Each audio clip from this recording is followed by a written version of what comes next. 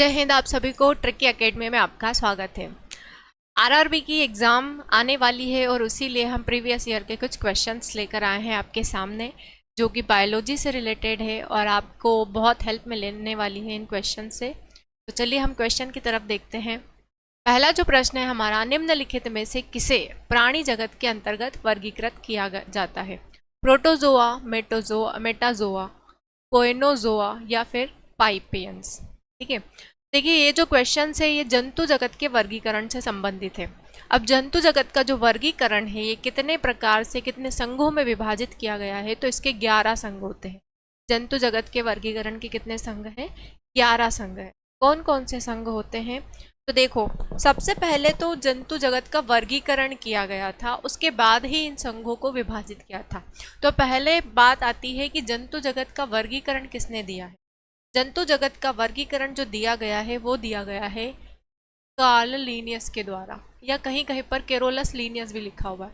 Karl या Carolus Linnaeus के द्वारा दिया गया है जंतु जगत का वर्गीकरण। ठीक है, इसीलिए इनको क्या कहा जाता है? जंतु जगत का वर्गीकरण। जंतु जगत के जनक इनको कहा जाता है केरोलस लीनियस को या कार्ल लीनियस को। इन्होंने जंतु जगत को दो भागों में विभाजित किया था, एक था पादप और दूसरा था जंतु। ठीक है, एक था पादप और दूसरा था जंतु। वैसे तो जंतु जगत के कई सारे वर्गीकरण आए। सबसे पहला वर्गीकरण दिया था केरोलस लीनियस के द्वारा, जो कि दो भागों में विभाजित था, एक था पादप और दूसरा था जंतु। उसके बाद आए कौन? हैकल। हैकल ने दिया था त्रिजगत वर्गीकरण। हैकल नाम के एक साइंटिस्ट थे, इन्होंने त्रिजगत वर्गीकरण दिया था। यहाँ लिख लेना आप, त्रिजगत, तीन जगत वर्गीकरण। तीन जगत वर्गीकरण जो दिया गया है हैकल के द्वारा दिया गया है, और इसमें जो तीन जगत थे वो कौन कौन से? पादप, जंतु और प्रोटिस्टा। ठीक है, इसके बाद आए थे कॉपलैंड। ये पहले हैं, ये दूसरे हैं। तीसरे नंबर पर आए थे कॉपलैंड। कॉपलैंड ने चार जगत वर्गीकरण दिया। चार जगत वर्गीकरण। चार जगत वर्गीकरण किसके द्वारा दिया गया? कॉपलैंड के द्वारा। और वो चार जगत कौन से थे? तो यहाँ पर मैं नोट करवा देती हूँ आपको। पहला जो जगत था पादप था, पादप। दूसरा जंतु, तीसरा प्रोटिस्टा, और चौथा था मोनेरा। इसके बाद आया पांच जगत वर्गीकरण, जो कि सबसे ज्यादा प्रचलित हुआ। ठीक है, कहाँ लिखूं मैं? यहाँ पर लिख देती हूँ। यहाँ पर पांच जगत वर्गीकरण। पांच जगत वर्गीकरण, पांच जगत वर्गीकरण दिया था R.H.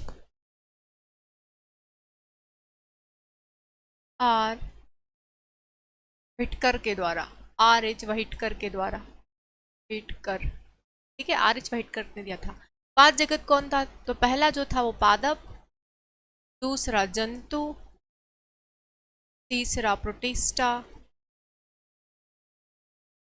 चौथा मोनेरा, और पांचवा था कवक। ठीक है, ये पांच जगत वर्गीकरण, जिसे आधुनिक वर्गीकरण भी कहा जाता है। इसे क्या कहा जाता है? आधुनिक वर्गीकरण। जंतु जगत का आधुनिक वर्गीकरण इसी को कहा जाता है। ठीक है, तो पहले तो बात आती है कि जंतु जगत के वर्गीकरण सबसे पहले किसने दिया था? तो जंतु जगत का वर्गीकरण सबसे पहले दिया था केरोलस लीनियस या कार्ल लीनियस के द्वारा, जिसमें जंतु जगत को दो भागों में विभाजित किया गया था, पादप और जंतु में। इसी के बाद में बात आती है कि त्रिजगत वर्गीकरण जंतु में किसने दिया था? तो हैकल के द्वारा दिया गया था, और हैकल ने तीन भाग बताए थे, कौन कौन से? पादप, जंतु और प्रोटिस्टा का। उसके बाद कॉपलैंड ने दिया, कॉपलैंड में चार आ गए, जिसमें पादप, जंतु, प्रोटिस्टा और मोनेरा था। और सबसे ज़्यादा जो प्रचलित हुआ वो कौन सा था? पांच जगत वर्गीकरण, जो कि R.H. व्हिटकर के द्वारा दिया गया। जिसे आधुनिक जगत का वर्गीकरण भी कहा जाता है। और आधुनिक जगत के वर्गीकरण के जनक किसको कहा जाता है, तो आर.एच. व्हाइटकर को ही कहा जाता है। एनसीईआरटी बुक के हिसाब से हम 5 जगत वर्गीकरण ही पढ़ते हैं और एग्जाम में भी आपसे यही पूछा जाता है। अब जो आप क्वेश्चन देख रहे हैं, पहला क्वेश्चन आया है यहाँ पर, ये पूछा गया है कि निम्नलिखित में से किसे प्राणी जगत के अंतर्गत वर्गीकृत किया जाता है, प्रोटोजोआ, मेटाजोआ, कोएनोजोआ या पाइपियंस। तो देखिए, जब प्रोटिस्टा की बात आती है कि हैकल ने 3 जगत वर्गीकरण दिया था, तो इसमें पादप था, जंतु था और प्रोटिस्टा था, और प्रोटिस्टा में ही मोटोजोआ भी था, मेटाजोआ भी था। इसका जो सही आंसर आएगा वो क्या आएगा, ऑप्शन बी इसका सही आंसर आएगा, मेटाजोआ। देखिए यहाँ पर मैंने आपको सारी डिटेल बता दी है, कभी इससे रिलेटेड कुछ क्वेश्चन आते हैं तो आप बिल्कुल आसानी से उस पर टिक लगा सकते हैं और स्क्रीनशॉट भी ले सकते हैं आप इसका। डिस्क्रिप्शन देख लीजिए आप इसका। कैरोलस लीनियस ने प्राणी जगत, जीवों और वनस्पति यानी कि पादप के नामकरण हेतु द्विनाम पद्धति का विकास किया, जिस कारण कैरोलस लीनियस को आधुनिक वर्गीकरण का पिता कहा जाता है। यहाँ पर आधुनिक नहीं आएगा, यहाँ पर केवल जंतु जगत का वर्गीकरण के पिता कहा जाता है। ठीक है, यहाँ पर आधुनिक नहीं आना चाहिए। चलो नेक्स्ट क्वेश्चन देख लीजिए। इसमें और भी डिस्क्रिप्शन है। प्राणी जगत को 2 उपजंतु जगत में विभाजित किया गया है, ठीक है, जिसमें प्रोटिस्टा जगत है और दूसरा मेटाजोआ जगत है। तो आपका जो आंसर था वो क्या आएगा, मेटाजोआ ही आएगा। प्रोटिस्टा जगत के अंतर्गत सुकेंद्रीय एक कोशिकीय जीव आते हैं, जबकि मेटाजोआ जगत के अंतर्गत क्या आते हैं, बहुकोशिकीय जीव आते हैं। ठीक है, क्या आते हैं, बहुकोशिकीय। प्रोटिस्टा में एक कोशिकीय जीव आते हैं।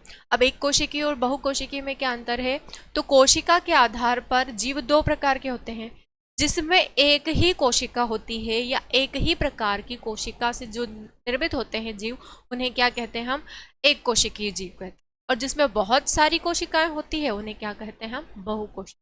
फॉर एग्जाम्पल हम लोग, हमारी आंखों की कोशिकाएं अलग हैं, हमारे रक्त की कोशिकाएं अलग हैं, हमारी हड्डियों की कोशिकाएं अलग है। जैसे कि हड्डियों की कोशिका को कहा जाता है ऑस्टियोसाइट, रक्त की कोशिका को कहा जाता है हेमेटोसाइट, हमारे मस्तिष्क की कोशिकाएं अलग होती है जिसे हम कहते हैं न्यूरॉन्स, हमारे हृदय की कोशिकाएं अलग होती है जिसे हम कहते हैं कार्डियोसाइट। तो जितने भी हमारे अंग हैं सभी में अलग अलग प्रकार की कोशिकाएं हैं, इसीलिए हम क्या है, बहुकोशिकीय। लेकिन एक कोशिकीय जीव क्या है, amoeba. Amoeba paramecium euglena. Amoeba जो है ये एक ही कोशिका से निर्मित जीव है, लेकिन पैरामीशियम जो है ये एक प्रकार की बहुत सारी कोशिकाओं से निर्मित जीव है। तो जहाँ पर एक कोशिका या एक ही जैसी बहुत सारी कोशिकाओं से जो निर्मित जीव होते हैं उन्हीं को क्या कहा जाता है, एक कोशिकीय जीव कहा जाता है। चलो आगे बढ़ते हैं हम। नेक्स्ट क्वेश्चन है आपका, बिना कोशिका भित्ति वाले बहुकोशिकीय प्राणियों को निम्न में से किस समूह के अंतर्गत रखा जा सकता है, एनिमैलिया, प्लांटी, मोनेरा या फिर प्रोटिस्टा। बिना कोशिका भित्ति वाले, ऐसा कौन सा जीव होता है जिसको बिना भित्ति वाले, मतलब हमारे अंदर क्या कोशिका भित्ति पाई जाती है, हमारे अंदर कोई कोशिका भित्ति नहीं पाई जाती है, हमारे अंदर पाई जाती है क्या, कोशिका झिल्ली। और हम क्या है, एनिमैलिया है, हम एनिमल में आते हैं, इसीलिए इसका जो सही आंसर आएगा वो क्या आएगा, एनिमल्स होंगे। प्लांट में कोशिका भित्ति होती है, मोनेरा में भी कोशिका भित्ति होती है, प्रोटिस्टा में भी कोशिका भित्ति होती है। इसमें कोशिका भित्ति नहीं होती है तो वो क्या है, एनिमैलिया। और एनिमैलिया में क्या आते हैं, हम लोग, है ना, ये जितने भी प्रकार के जानवर है सभी आते हैं। बिना कोशिका भित्ति वाले बहुकोशिकीय प्राणियों को एनिमैलिया समूह के अंतर्गत रखा जाता है। इसे मेटाजोआ भी कहा जाता है। ठीक है, क्या कहा जाता है इसको, मेटाजोआ। बताया था ना, मेटाजोआ बहुकोशिकीयों से निर्मित है। कोशिका भित्ति केवल पादप जगत के पौधों में पाया जाता है, एनिमैलिया जंतु जगत का समूह। ठीक है, क्लियर हो गया। चलिए आगे बढ़ते हैं अब हम।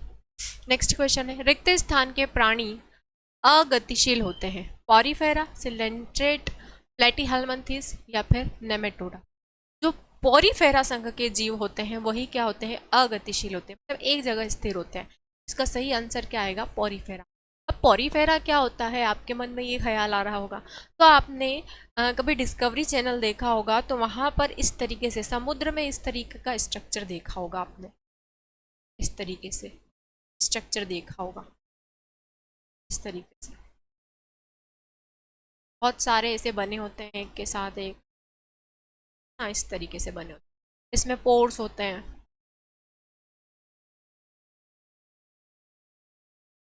इस तरीके से पोर्स बने होते हैं। तो इन्हीं को क्या कहा जाता है, पॉरीफेरा कहा जाता है। अलग अलग शेप में होते हैं, ऐसे भी हो सकते हैं, भी हो सकते हैं, इस तरीके पे भी हो सकते हैं, ये पॉरीफेरा संघ कहलाते हैं, समुद्र में ही पाए जाते हैं।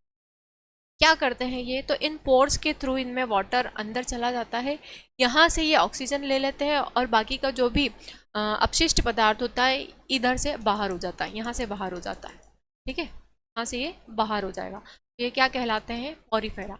क्या अब आप मुझे बताइए, क्या ये हिल डुल पा रहे, नहीं हिल डुल पा रहे, ये इनमें कोई गति नहीं हो रही, जैसे है ये वैसे ही है, बस इनमें इन पोर्स के थ्रू वाटर इसमें इंटर होगा और यहाँ से ऑक्सीजन ये ले लेंगे, न्यूट्रिशन ले लेंगे उस वाटर में से, और बाकी का जो भी एक्सक्रीटरी मटेरियल होगा या उत्सर्जित पदार्थ होगा ये यहाँ से बाहर चला जाएगा फिर से वाटर में।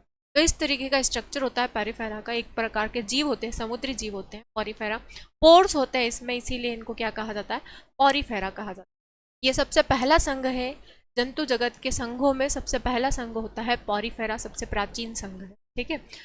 जंतु जगत में 11, अगर एनिमल्स में देखा जाता है तो 11 प्रकार के संघ होते हैं, फाइलम होते हैं। सबसे पहला आता है जंतु जगत का वर्गीकरण, उसके बाद आते हैं संघ, उसके बाद आती है उनकी क्लास, उसके बाद आती है उनके फाइलम वगैरह, ये सब इस तरीके से 5-6 के टर्म्स होते हैं, ठीक है। तो ये सब हो गया पॉरीफेरा, अगतिशील होता है। सही आंसर क्या है, option A, Porifera. Next description देख लीजिए आप इसका। संघ पॉरीफेरा के प्राणी अगतिशील होते हैं। पॉरीफेरा शब्द ग्रीक भाषा के शब्द पोर्स, और पोर्स का मतलब क्या होता है, छिद्र, और फेर मतलब होता है धारण करना। ऐसे जीव जो छिद्र को धारण करके बैठे रहते हैं उन्हीं को क्या कहा जाता है, पॉरीफेरा कहा जाता है। इसलिए इसको स्पंज के रूप में भी जाना जाता है। रॉबर्ट ग्रांट द्वारा स्पंजों को जंतुओं में सम्मिलित किया गया है, इनको पेरिफेरा नाम दिया गया, पॉरीफेरा, ठीक है। नेक्स्ट क्वेश्चन, निम्न में से क्या अचल होते हैं और एक ठोस आश्रय या सपोर्ट से जुड़े होते हैं, प्लानेरिया, समुद्री एनीमोन, साइकोन या फिर एस्केरिस। इसका जो सही आंसर आएगा वो क्या आएगा, साइकोन। साइकोन मतलब होता है स्पंज। अभी हमने पिछली स्लाइड में देखा कि जो स्पंज होते हैं उसको किस संघ में रखा गया है, पॉरीफेरा संघ में रखा गया है।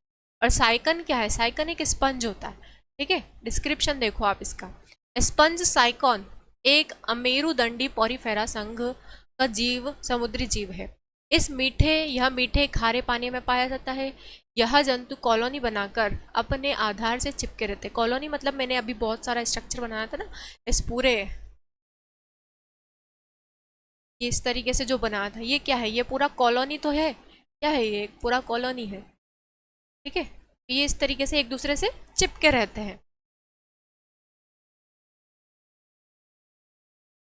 इस तरीके से ये चिपके रहते हैं। ये लाल व हरे आदि कई रंगों के होते हैं। इनका शरीर पौधों की तरह शाखा या प्रशाखा युक्त होता है। आगे और देख लेते हैं इसका डिस्क्रिप्शन।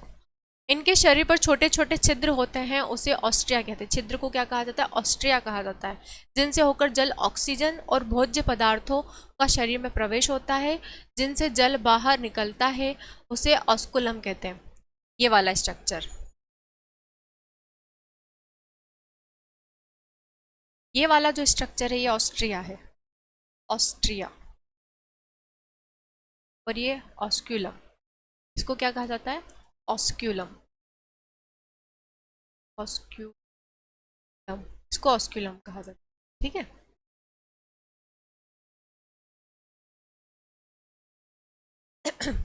जिनसे होकर जब ऑक्सीजन और भोज्य पदार्थों का शरीर में प्रवेश होता है, जिनसे जल बाहर निकलता है उसे ऑस्कुलम कहते हैं। साइकोन,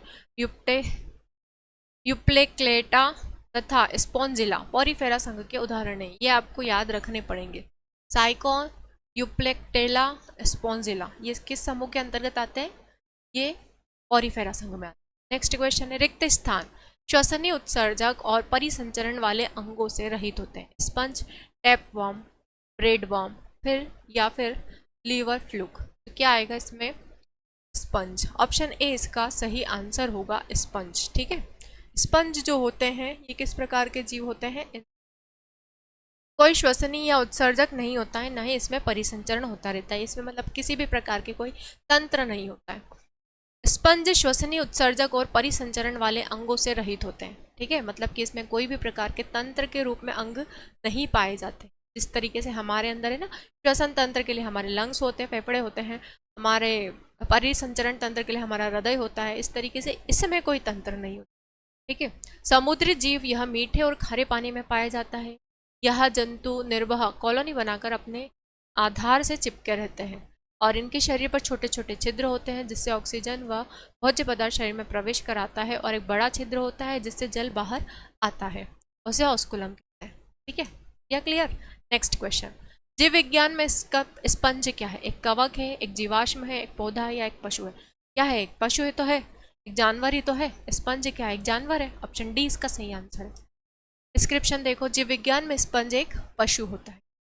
नेक्स्ट क्वेश्चन, खोल के भीतर से निकलने वाले अर्क, मान लो ऐसी खोल बनी हुई, ठीक है, जिसका तकनीकी नाम सोप है, वो इनमें से किस नाम से जाना जाता है? Garnet, onyx, mother of pearl, या फिर ओपल? ये जो यहाँ पर आपने ऐसा जीव देखा होगा, ऐसे सब गंदा सा पदार्थ निकालता है, देखकर ही घिन आती है उसको, वो जो होता है वो क्या कहलाता है? वो कहलाता है मदर ऑफ पर्ल। क्या कहलाता है वो? मदर ऑफ पर्ल कहलाता है। जो अर्क निकलता है वो ऐसे जीव, ऐसे बाहर गीली सी जीव निकालते हैं, उसके साथ में कुछ लिक्विड सा भी होता है, बारिश के टाइम पर गमले के आसपास काफी पड़े रहते हैं, वो मदर ऑफ पर्ल कहलाते हैं। ठीक है, घोंगा, घोंगा बोलते हैं हम लोग शायद उसे, स्नेल, स्नेल या घोंगा। खोल के भीतर से निकलने वाले अर्क जिसका तकनीकी नाम सोप है कि मदर ऑफ पर्ल के नाम से जाना जाता है। घोंगा मैंने बताया था ना, इसे घोंगा वर्ग के प्राणी बनाते हैं, उसी टाइप की जीव, वो बहुत गंदा सा दिखता है। निम्नलिखित में से कौन सा शरीर कोशिका की दो परतों से बना होता है?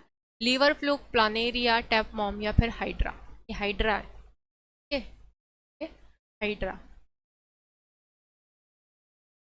अब आपसे पूछा गया है कि निम्नलिखित में कौन सा शरीर कोशिकाओं की दो परतों से बना है, वो कौन सा है? वो है हाइड्रा।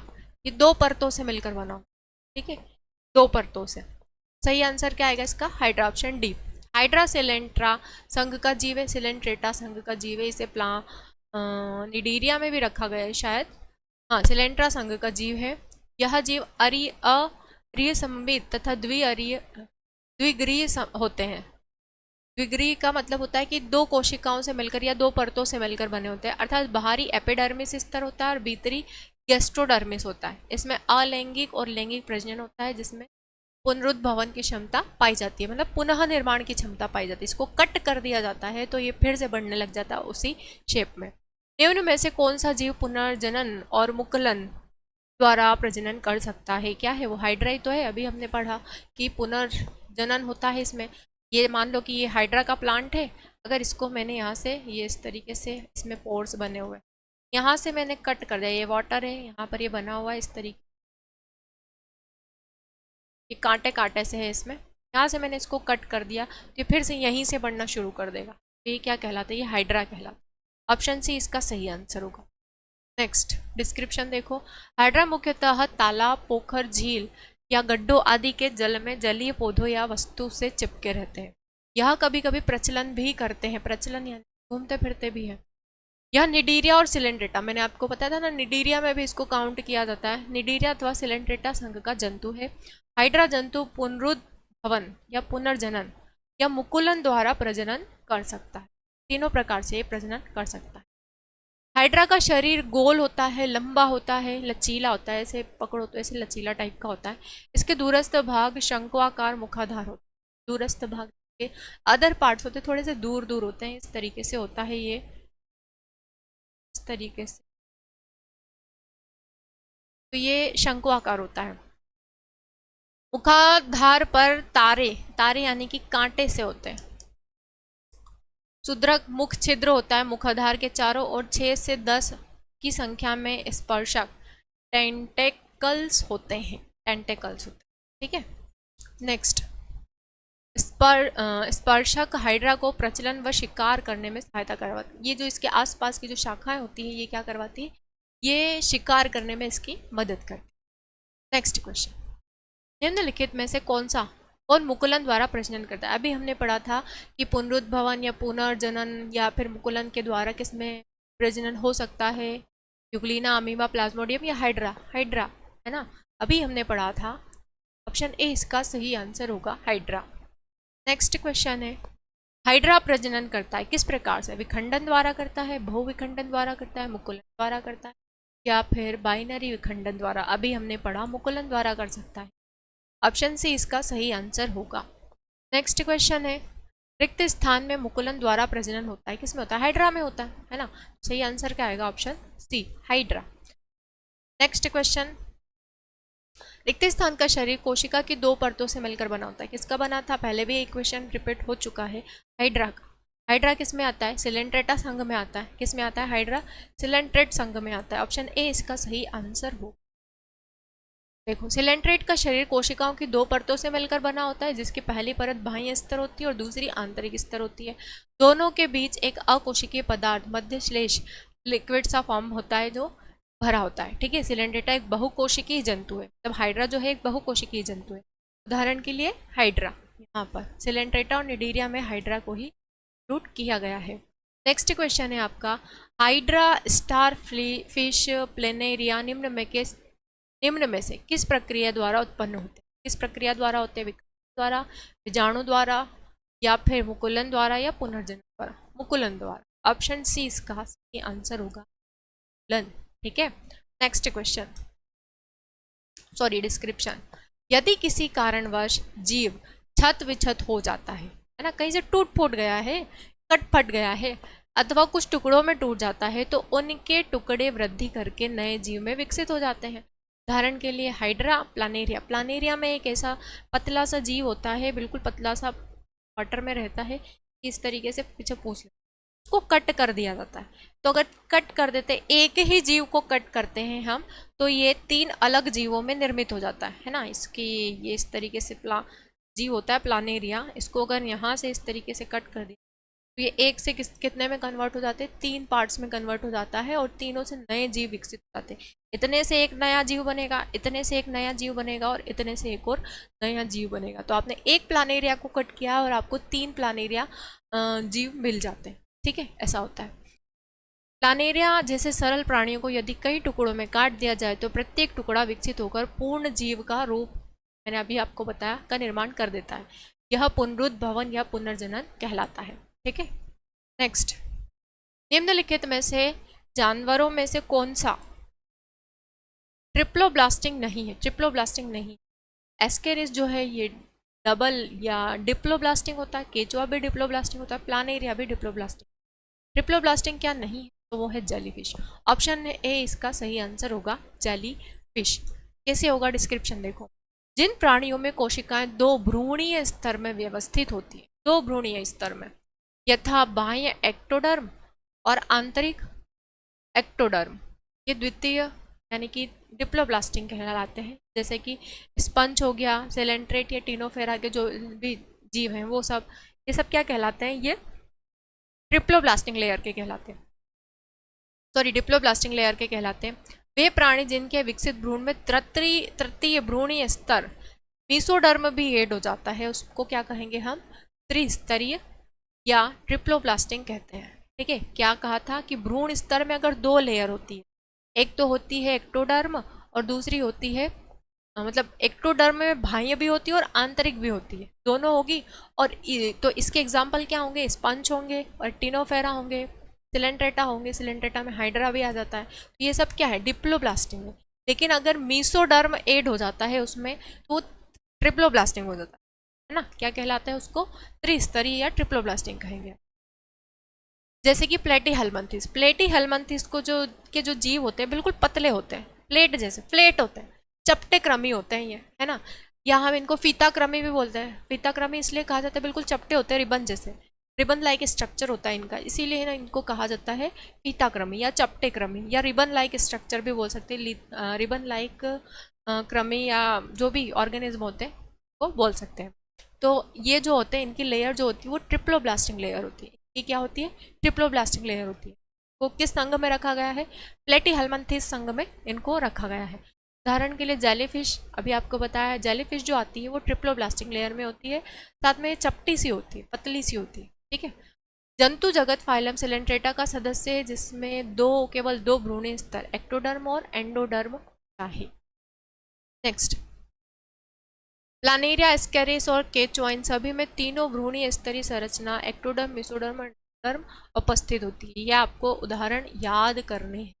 एस्केरिस, प्लानेरिया, प्लानेरिया मतलब कि क्या है, प्लेटीहेल्मिन्थेस में ही रखा जाएगा प्लानेरिया को, और केचुआ, ये तीनों ही किसमें है, ट्रिप्लोब्लास्टिक में। नेक्स्ट 3 लेयर पाई जाती है क्योंकि इसमें।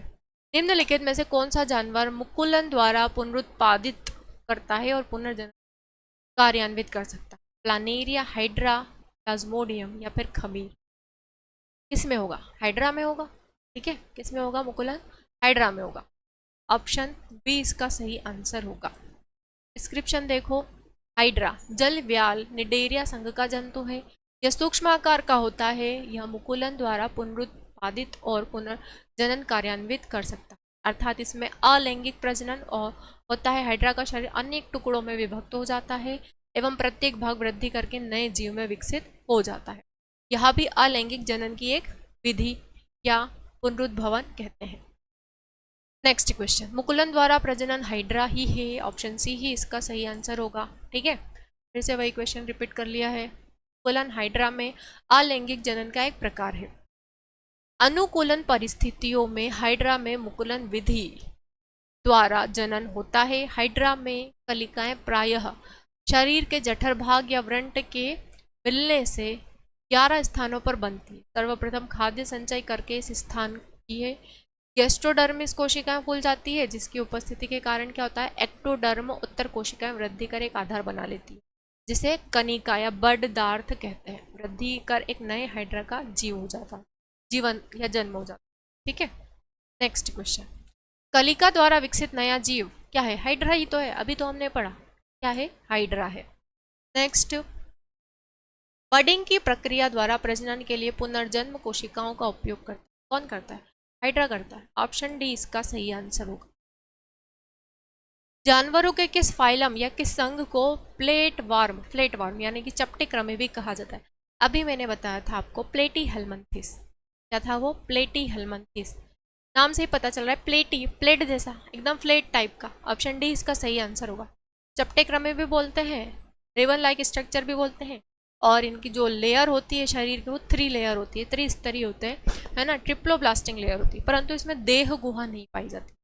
ठीक है, ये इसके शरीर के बारे में इसकी पूरी जानकारी। संघ प्लेटीहेल्मिन्थेस के प्रमुख लक्षण है, इनका शरीर त्रिस्तरीय होता है परंतु देह गुहा नहीं होती है। पृष्ठ आधार तल से चपटा शरीर होने के कारण इन्हें फ्लैटवर्म या चपटे क्रमी भी कहा जाता है, मैंने अभी आपको बताया था। इसमें पाचन तंत्र विकसित नहीं होता है, जैसे हमारे शरीर में पाचन तंत्र होता है, मुख गुहा से लेकर एनस तक हमारा क्या है, पूरा पाचन तंत्र ही तो है, तो ये ऐसे इसमें नहीं पाया जाता है। एवं उत्सर्जन फ्लेम कोशिकाओं द्वारा, फ्लेम कोशिकाएं जो होती है ना, ये आग जैसी लपटें छोड़ती है ना, उत्सर्जन के रूप में अमोनिया की आग जैसी लपटें छोड़ती है, इसीलिए इनको कहा जाता है फ्लेम सेल्स। ठीक है, फ्लेम सेल्स कहा जाता है। इनमें कंकाल, श्वसन अंग, परिवहन अंग आदि नहीं पाए जाते, ना ही इसमें हड्डियों का कोई ढांचा होता है, ना ही इसमें कोई श्वसन अंग होता है, ना ही इसमें कोई परिसंचरण तंत्र होता है। ये उभयलिंगी होते हैं। ठीक है, कैसे होते हैं ये, उभयलिंगी होते हैं, जैसे प्लानेरिया, लीवर फ्लूक, पिताक्रमी। उदाहरण आपको प्लेटीहेल्मिन्थेस के याद करने हैं, एग्जाम में पूछते हैं अक्सर, डिस्क्रिप्शन से आपके कई क्वेश्चन बन जाएंगे। निम्नलिखित में से कौन से जानवर के नेत्र बहुत ही साधारण होते हैं, वास्तव में रोशनी को पहचानने वाले केवल नेत्र बिंदु होते हैं? क्या होते हैं वो, पिताक्रमी होते हैं, प्लानेरिया होते हैं, राउंड वर्म होते हैं, या एस्केरिस होते हैं? प्लानेरिया होते हैं, है ना। क्या होते हैं वो, प्लानेरिया। प्लानेरिया को किस में रखा गया है, किस संघ में रखा गया है, तो प्लेटीहेल्मिन्थेस रखा गया है प्लानेरिया को, संघ में रखा गया है प्लानेरिया को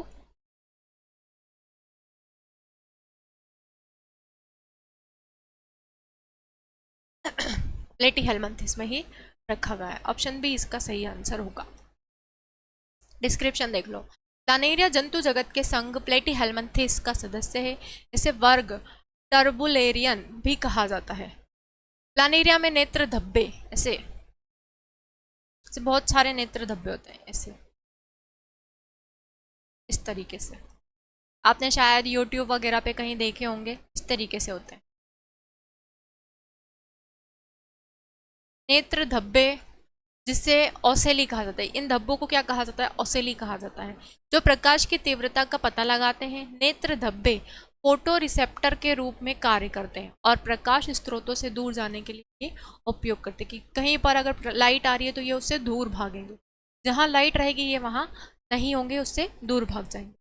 ठीक है, नेक्स्ट क्वेश्चन है, रिक्त स्थान नामक एक प्लेटफॉर्म में बहुत सामान्य आंखें होती है जो वास्तव में केवल आंखों के धब्बे होते हैं जो प्रकाश का पता लगाते हैं। Ascaris, planaria, liver fluke fluke या फिर टेपवर्म क्या होते हैं? प्लेनेरिया होते हैं। ऑप्शन बी इसका सही आंसर होगा, प्लेनेरिया। निम्नलिखित में से कौन सा अंतः परजीवी का एक उदाहरण है? अंतः परजीवी का उदाहरण है क्या है? पिताक्रमी, शरीर की जूं, शरीर में मतलब बालों में जो जूं हो जाती है वो, या फिर सिर की जूं, शरीर पर भी जुएं हो जाती है या कीड़े हो जाते हैं, या फिर क्या होते हैं, किलनी हो जाती है और सिर में भी जूं हो जाती है, बालों में होती है ये जो जुएं। इसका जो सही आंसर आएगा वो क्या आएगा? निम्नलिखित में से कौन सा अंतः परजीवी है? तो ये है फीताक्रमी। फीताक्रमी यानी कि प्लेटीहेल्मिन्थेस, है ना। फीताक्रमी भी तो बोलते हैं प्लेटीहेल्मिन्थेस को, और चपटेक्रमी भी कहा जाता है, फीते जैसी दिखाई देती है इसीलिए इनको क्या कहा जाता है? फीताक्रमी। अंतः परजीवी का एक उदाहरण फीताक्रमी है, जबकि अतिथि, अतिथि यानी कि जो होस्ट सेल होती है वो परपोषी की अंतः सतह या भीतर रहता है, तो उसे अंतः परजीवी कहा जाता है, एंडोपैरासाइट कहते हैं। ठीक है, नेक्स्ट क्वेश्चन है, टेपवर्म फाइलम से संबंधित है। टेपवर्म किससे संबंधित है? प्लेटीहेल्मिन्थेस से। मैंने आपको बताया था कि प्लेटीहेल्मिन्थेस के आप उदाहरण याद कर लेना, उदाहरण में से आपसे पूछा जा सकता है कि ये जीव किस का है। तो प्लानेरिया है ना, और क्या प्लेटीहेल्मिन्थेस हो गया, और एक और था ल्यूवेक फ्लू, ऐसा टाइप का है नाम उसका, वो क्या है? प्लेटीहेल्मिन्थेस है।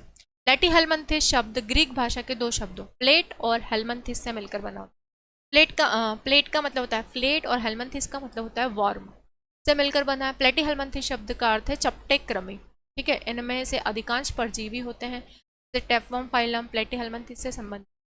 ये प्रोटोस्टोमी होता है और इनमें देह गुहा नहीं पाई जाती है। चलो अगला प्रश्न देख लेते हैं हम। रिक्त स्थान एस्केरिस का साधारण नाम है। एस्केरिस का पिनवर्म, अर्थवर्म, राउंडवर्म या फिर टेपवर्म? टेपवर्म है, ऑप्शन डी इसका सही आंसर है। टेपवर्म एस्केरिस का ही अन्य नाम। ओ सॉरी, एस्केरिस जो है वो राउंड वर्म को कहा जाता है, टेपवर्म को नहीं। राउंड वर्म आएगा इसका सही आंसर, ऑप्शन सी इसका सही आंसर आएगा।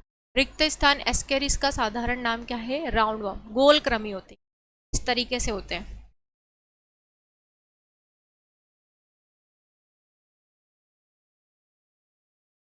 ठीक है, ये बॉडी पर ऐसी लेयर्स होती है, तो ये गोल होते हैं बिल्कुल, इसलिए इन्हें क्या कहा जाता है? राउंड वॉर्म कहा जाता है। डिस्क्रिप्शन देखो, राउंड वॉर्म एस्केरिस का साधारण नाम है। एस्केरिस स्तनियों की आंत का एक पोषदीय परजीवी होता है। एस्केरिस लुम्बिकाइडिस मनुष्य की छोटी आंत में पाया जाता है।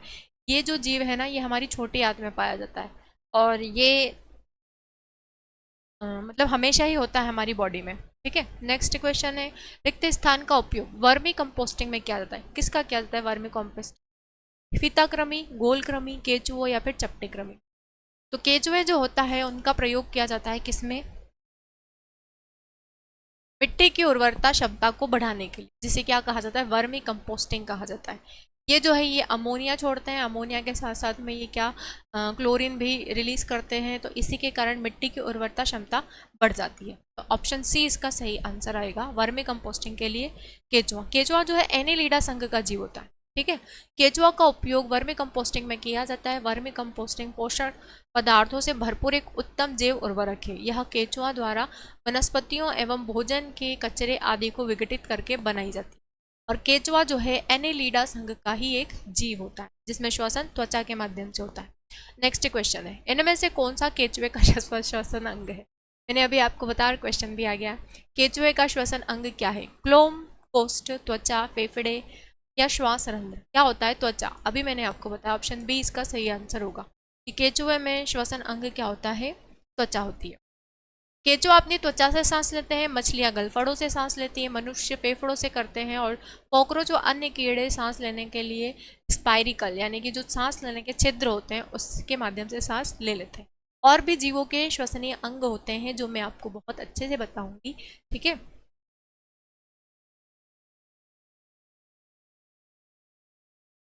तो मैं आपको बताऊंगी कि कितने किन जीवों में किस प्रकार के श्वसनीय अंग होते हैं। चलिए अगला क्वेश्चन देख लेते हैं पहले हम। Sorry, jog. जॉग जिसको हम लीच भी कहते हैं, किस संघ से संबंधित है? एनेलिडा, प्लेटीहेल्मिन्थस, मोलस्का या प्रोटोकार्डेटा। जॉग जो होता है ये एनीलिडा से संबंधित जीव होता है। किससे संबंधित है ये? एनेलिडा। फिर इसका सही आंसर होगा। एनेलिडा संघ में आता है जॉग। और जॉग क्या कार्य करता है? तो कभी कभी हमारे शरीर में हो सकता है हिपेरिन की कमी हो जाए, कोलेस्ट्रॉल में हिपेरिन कम बने, इसके लिए जॉग जो होता है उसका ट्रीटमेंट करवाया जाता है। अगर हिपेरिन हमारी ब्लड में कम होगा, ये जो हमारी ब्लड वेसल्स दिखाई दे रही है ना, इनमें गांठें पड़ने लग जाएंगी, ब्लड की क्लॉटिंग जमना शुरू हो जाएगी, और इसी क्लॉट को हटाने के लिए हिपेरिन जॉग से ट्रीटमेंट करवाया जाता है। जॉग जो होती है हमारे ब्लड को चूसने के बदले में क्या दे देती है? वो हिपेरिन डाल देती है। जॉग छोटे होगी, हमारा ब्लड वो इंटेक कर लेगी और बदले में क्या छोड़ देगी? हिपेरिन छोड़ देगी। तो ऐसा नहीं है कि आपने जॉग को ऐसे कटवा दिया और आपने छोड़ दिया, कम से कम 10 से 12 मिनट आप कटवा के उसको हटाना पड़ता है, वरना वो हमारे शरीर का पूरा खून भी चूस सकती है या पी सकती है। ठीक है, और जैसे जैसे वो आपका ब्लड चूसेगी वैसे वैसे उसकी बॉडी का जो साइज है वो बड़ा होता जाएगा। तो ये हमारे ट्रीटमेंट के लिए होता है जॉग। ट्रीटमेंट का भी यूज़ हो सकता है, या फिर ये एनेलिडा संघ में आता है। ज़्यादातर लोग इसका ट्रीटमेंट ही करवाते हैं, ठीक है, हिपेरिन के लिए, और एनेलिडा संघ में आता है। अगला क्वेश्चन, जॉग एनेलिडा संघ का जंतु है। यह उभयलिंगी होता है, बाह्य परजीवी होता है, इसका शरीर लंबा होता है, चपटा होता है एवं खंड, ठीक है, ऐसे लेयर से बनी होती है, खंडों में विभक्त होता है। जैसे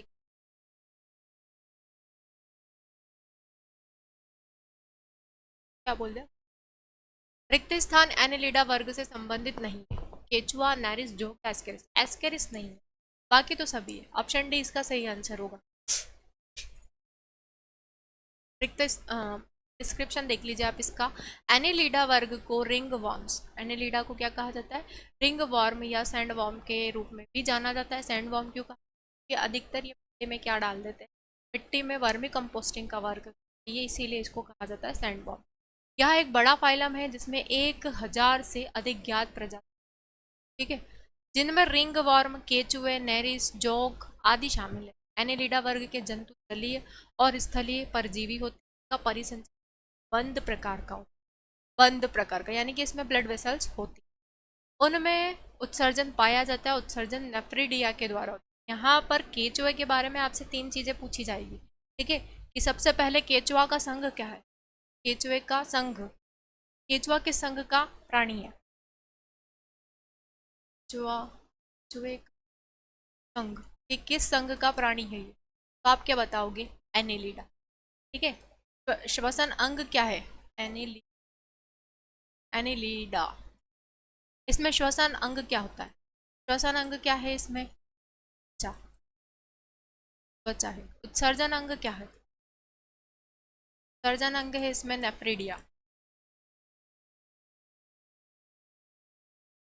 नेफ्रिडिया, ठीक है। तो ये आपसे पूछ सकते हैं इसके बारे में। कितनी प्रजातियां होती? लगभग 1000 के आसपास। किस प्रकार का परिसंचरण तंत्र है? रक्त वाहिकाएं पाई जाती है या नहीं? रक्त वाहिकाएं कैसी होती है? बंद प्रकार की, बंद। इस तरीके से आपसे क्वेश्चन पूछे जा सकती है। एक ही क्वेश्चन से यहाँ देखो 4-5 क्वेश्चन बन गए। आप चाहे तो इसका स्क्रीनशॉट ले सकते हैं। फिर हम आगे बढ़ते हैं। अगला जो प्रश्न है आपका वो है, निम्नलिखित में से, निम्नलिखित जीवों में से कौन सा जीव मुकुलन या बडिंग द्वारा प्रजनन नहीं करता है? मुकुलन या बडिंग द्वारा प्रजनन है। एनेलिडा, स्पंज है वो करते हैं, हाइड्रा है वो करता है, मुक्का है वो भी करता है। क्या नहीं करता है? एनेलिडा संघ के जीव नहीं, यानी कि केचुआ नहीं करता। डिस्क्रिप्शन देखो, केचुआ एक कृमि है जो लंबा, वर्तुलाकार, ताम्र वर्ण का होता है और बरसात के दिनों में गीली मिट्टी में ये रेंगता नजर आता है ना। ये चलता किससे? रेंग कर सकता है। सरीसृप के अंतर्गत भी आता है। केचुआ एनेलिडा संघ का सदस्य है। यह जीव मुकुलन द्वारा प्रजनन नहीं करता है। जबकि मूंगा, कोरोल जिसको बोलते हैं, कोरल, और हाइड्रा संघ का नाइडेरिया संघ है, हाइड्रा नाइडेरिया संघ का जीव है, इसमें अलैंगिक जनन होता है, मुकुलन द्वारा होता है। स्पंज संघ पॉरीफेरा का सदस्य है, इसमें रेस अलैंगिक जनन कुलन या विखंडन द्वारा होता है। केचुआ में केवल लैंगिक जनन ही पाया जाता है। केचुए जो होते हैं ना, मेल और फीमेल दोनों होते हैं, और दोनों में मतलब दोनों पार्ट्स होते हैं, केचुए में दोनों पार्ट्स होते हैं, मेल रिप्रोडक्टिव ऑर्गन भी होता है, फीमेल रिप्रोडक्टिव ऑर्गन भी होता है। पर दोनों के बीच में जो फर्टिलाइजेशन होता है वो मतलब दो केचुए मिलकर करते हैं। तो जो मेल वाला पार्ट होता है ना, उसमें एक क्रोमोसोम होता है वो एब्सेंट होता है, एक ही क्रोमोसोम होता है मेल वाले में, लेकिन फीमेल वाले में दोनों ही क्रोमोसोम पाए जाते हैं। ठीक है, एक मेल केचुआ होता है, एक फीमेल वाला केचुआ होता है, तो मेल वाले में सिर्फ एक ही क्रोमोसोम होता है और फीमेल वाले में पूरे जोड़ी में पाए जाते हैं। तो इसीलिए उनमें जो फर्टिलाइजेशन होगा वो एक ही क्रोमोसोम के थ्रू होगा, मेल में एक ही होगा ना, और फीमेल के दो आपस में रिएक्ट कर जाएंगे, और एक उसमें एब्सेंट हो जाता है मेल वाला। तो यहाँ पर जो फीमेल वाला ही पार्ट बनता है अधिकतर। केचुआ निम्न में से कौन से प्राणी संघ से संबंधित है? आर्थ्रोपोडा, मोलस्का, एनेलिडा या प्रोटोजोआ? एनेलिडा, ऑप्शन सी इसका सही आंसर होगा। नेक्स्ट क्वेश्चन, ओ डिस्क्रिप्शन देखो। केचुआ एनेलिडा संघ के संबंधित जीव है। आर्थ्रोपोडा संघ के प्राणी तिलचट्टा। आर्थ्रो का मतलब होता है चार, और पोडा का मतलब होता है, ऑर्थ्रो मतलब होता है जॉइंट, और पोडा में मतलब होता है पैर। तो ऐसे जीव जिनके पैर जो है वो जॉइंट्स में जुड़े होते हैं, कीड़े मकोड़ों की बात हो रही है, तो ऐसे जीव क्या कहलाते हैं? ऑर्थ्रोपोडा संघ के प्राणी कहलाते हैं। उदाहरण के लिए तिलचट्टा, तिलचट्टा किसको कहा जाता है? कॉकरोच को कहा जाता है। तिलचट्टा झींगा मछली, केकड़ा, खटमल, मक्खी, मच्छर, है ना, और जितने भी ये लाइट वगैरह के कीड़े होते हैं ये सभी किसमें आते हैं? ये ऑर्थ्रोपोडा में आते हैं। अगर जंतु जगत के संघों की बात की जाती है तो सबसे बड़ा संघ जो होता है वो कौन सा होता है? आर्थ्रोपोडा ही होता है, और दूसरा सबसे बड़ा संघ होता है मोलस्का। ठीक है, मोलस्का संघ के प्राणी जो है वो घोंघा है, सीप है, इसमें से मोती निकलते हैं, सीपी कहा जाता है उसको। प्रोटोजोआ संघ के प्राणी, प्रोटोजोआ में अमीबा आ जाएगा, पैरामीशियम, ये सभी आ जाएगा। चलो आगे बढ़ते हैं। केचुआ इनमें से किस जंतु प्रजाति से संबंधित? ऑरिफेरा, एनेलिडा, मोलस्का या आर्थ्रोपोडा? एनेलिडा, इसका सही आंसर होगा एनेलिडा। नेक्स्ट क्वेश्चन, त्वचीय श्वसन होता है, किसमें होता है? पक्षियों में तो फेफड़े होते हैं, इंसानों में भी फेफड़े होते हैं, मछलियों में गिल्स होते हैं, बचता क्या है? केचुआ। केचुए में क्या होता है? त्वचीय श्वसन। नेक्स्ट डिस्क्रिप्शन है इसका, त्वचीय श्वसन केचुओं में होता है, इसका जंतु वैज्ञानिक नाम जो है पैरिटीमा पोस्थुमा। पैरिटीमा पोस्थुमा, ये कभी कभी वैज्ञानिक नाम भी पूछ लिए जाते हैं, जैसे कि मेंढक का होता है ना राना टिग्रिना, राना टिग्रिना, याद रखना। फेरिटीमा पोस्थुमा इसका है केचुए का रासायनिक वैज्ञानिक नाम। तो आज के जो आधे संघ हो गए हैं, 11 संघ हैं टोटल आपके। 11 संघ कौन कौन से होते हैं तो मैं आपको बता देती हूँ। 11 संघ है जंतु जगत, ये 11 फाइलम बोलते हैं हम इसको, फाइलम।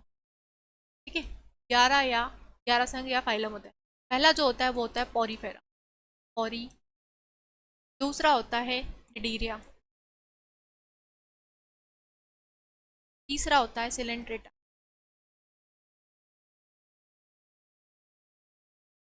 चौथा होता है प्लेटीहेल्म।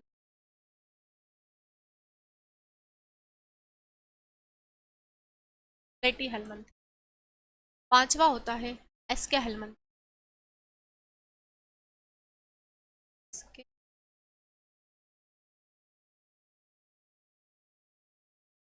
छठा होता है आर्थ्रोपोडा। सातवां होता है मोलस्क।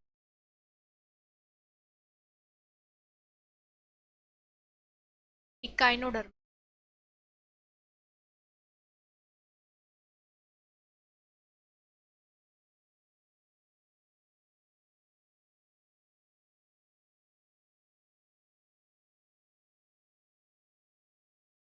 एनिलिडा।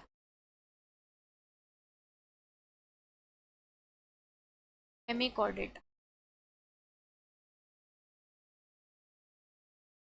और 11वां होता है कॉर्डेटा।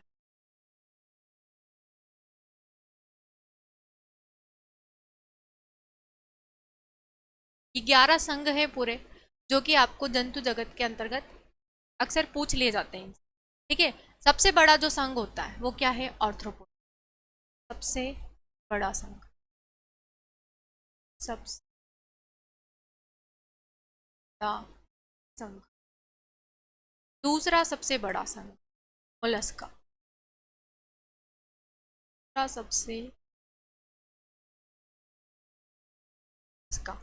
ठीक है, अब हम लोग किस संघ में आते हैं, तो हम लोग आते हैं कॉर्डेटा संघ में। कॉर्डेटा को आगे चलकर 5 भागों में विभाजित किया गया है। ठीक है, सबसे पहला है मत्स्य।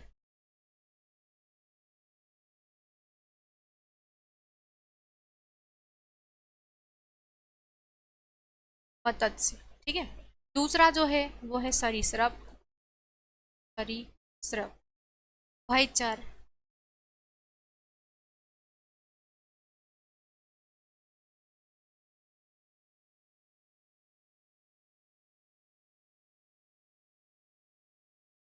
चर, ठीक है। उसके बाद है पक्षी और उसके बाद है स्तन। और हम लोग किस में आते हैं, हम लोग स्तनधारी में ही तो आते हैं। कॉर्डेटा संघ वो होता है जिसमें रीढ़ की हड्डी पाई जाती है। मछली में पाई जाती है, सरीसृप में भी पाई जाती है, उभयचर में पाई जाती है, पक्षी में पाई जाती है, स्तनधारी में भी पाई जाती है। और स्तनधारी लोग भी आ जाते हैं, कुत्ता, बिल्ली, बकरी, है ना, ये सब किसमें आ जाती है, कॉर्डेटा संघ में। हेमिकॉर्डेटा में जिसमें क्या होता है, नोटोकॉर्ड होता है। नोटोकॉर्ड सभी को पता है। जब एग्जाम्पल के लिए हम बताते हैं कि जब बच्चा छोटा होता है, नवजात शिशु होता है, तो उसमें जो रीढ़ की हड्डी होती है बिल्कुल नरम सी होती है, खोखली सी होती है ना, कैसी होती है, नरम सी खोखली सी होती है। उसमें केवल लिक्विड भरा होता है, नोटोकॉर्डियल लिक्विड होता है उसमें। वो कोई इतनी स्ट्रांग नहीं होती, इसीलिए बच्चे को उसी समय से गोद में नहीं उठा। वो जैसे जैसे स्ट्रांग होती जाती है, कब होती है, तो लगभग 6 महीने के अंदर अंदर वो स्ट्रांग होने लग जाती है। उसके पहले बच्चे को बिठाना नहीं चाहिए, क्योंकि उसके रीढ़ की हड्डी कमज़ोर होती है। ठीक है, उसमें नोटोकॉर्डियल लिक्विड भरा होता है, कोई ज़्यादा स्ट्रॉन्ग नहीं होती। लेकिन आजकल क्या है कि गांव में बच्चों को 2-3 महीने, 3-4 महीने हुए और बच्चे को बिठाना शुरू कर, क्योंकि हर चीज़ में उनको एक फास्ट चाहिए ना, हर चीज़ उनको फास्ट चाहिए कि हमारा बच्चा 6 महीने में प्रॉपर तरीके से बैठने लग जाए, 9 महीने में दौड़ने लग जाए, इस तरीके की चीज़ें चाहिए। पर वो लोग ये नहीं समझते कि बच्चे में जो भी डेवलपमेंट होता है उसके न्यूट्रिशन पर डिपेंड करता है। अगर बच्चे को प्रॉपर न्यूट्रिशन नहीं मिल पाता है तो उस समय जितने भी डेवलपमेंट होंगे धीरे धीरे होंगे, अचानक से नहीं होंगे, धीरे धीरे होंगे। ठीक है, जो भी उनकी बॉन्स है वो धीरे धीरे डेवलप्ड होगी, कमज़ोर हो सकता है बच्चा शारीरिक तौर पर ये लोग नहीं समझते। ठीक है, तो जो लोग समझते हैं इन चीज़ों को वो तो ये सारी चीज़ें फॉलो करते हैं, पर नहीं समझते उनका हम कुछ नहीं कर सकते, वो हम समझा भी नहीं सकते। तो ये इस तरीके से कुछ लोगों की मैंटेलिटी हो। तो ये कॉर्डेटा संघ जो है ये 5 तरीके से आगे भी विभाजित है। इनके बारे में भी हम बहुत सारे क्वेश्चंस पढ़ेंगे और इनके बारे में पूरा डिस्क्रिप्शन भी मिलेगा आपको। इसमें किस प्रकार से श्वसन होता है, किन प्रकार का उत्सर्जन होता है, ये सारी चीज़ें हम यहाँ पर पढ़ने वाले।